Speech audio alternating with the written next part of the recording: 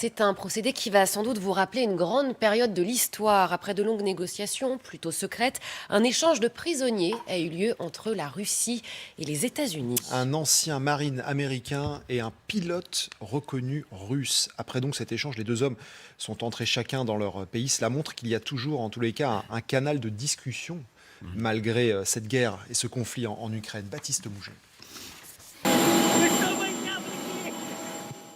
Il est de retour chez lui. Le russe Konstantin Yarochenko, après 12 ans de prison aux États-Unis pour trafic de drogue, est renvoyé en Russie par les Américains.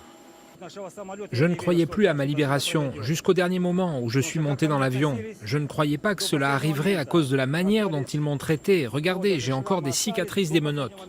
De l'autre côté, c'est l'ancien marine américain Trevor Reed qui fait le chemin inverse.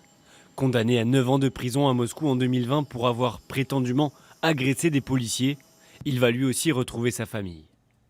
Au premier appel téléphonique, notre fils n'avait pas l'air d'être lui-même. Il était très contenu. Nous étions très contents de son retour et on s'attendait à ce qu'il le soit aussi, mais il ne l'était pas, peut-être à cause du choc.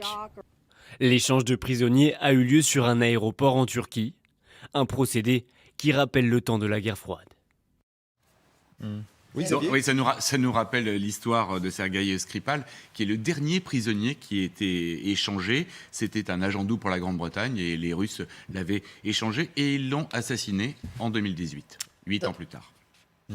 Oui, plus récemment, vous savez, les échanges soldats israéliens contre palestiniens, avec un rapport qui était un tout petit peu différent. Un soldat israélien égale 100 Palestiniens. Et les corps, c'est ça. même les corps absolument. étaient échangés pour plus de vivants.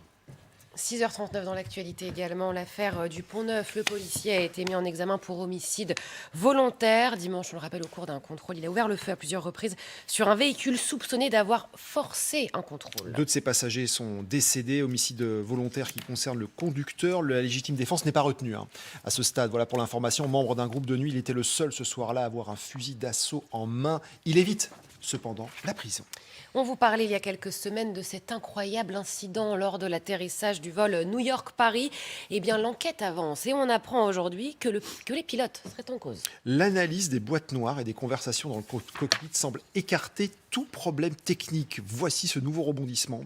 La compagnie Air France qui affirme qu'elle continue d'apporter sa pleine collaboration à l'enquête. C'est quand même un nouvel élément qu'on voulait vous signaler. Rappelons qu'il y avait à bord quand même 177 passagers, 15 membres d'équipage donc sur ce New York-Paris. Il faut savoir que les constructeurs dans ce type de situation font tout, mais vraiment tout, pour incriminer le pilote ou les pilotes, parce qu'évidemment, un défaut du matériel, c'est un impact commercial épouvantable. Donc, j'incite à la plus grande prudence. Non, mais t'es gentil, mais bon, quand même, juste on dit que... Ouais, t'avais raison. Non, voilà. Je suis gentil, mais précis. C'est vrai. Voilà.